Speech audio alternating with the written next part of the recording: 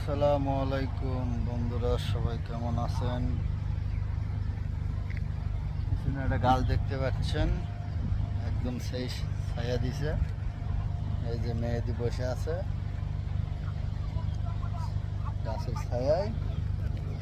আর আপনাদেরকে মালয়েশিয়ার খাল দেখাই। এই দেখুন মালয়েশিয়ার খাল, চতুর সাইডে পাথর দিয়া একদম। খাল বলতে এগুলো হচ্ছে মালয়েশিয়ার ধরেন পানি গড়ার ড্রেন। এক ধরনের বৃষ্টি এলে ধরেন এই আশেপাশে যত পানি আছে এই দিক দিয়ে করে, কিন্তু বানাইছে একদম সেই সুন্দর করে, ভাঙ্গার কোনো ভয় নাই। চতুর্পাশে একদম পাকা করে সুন্দর করে বাস। এই যে এখান দিয়ে পানি করে।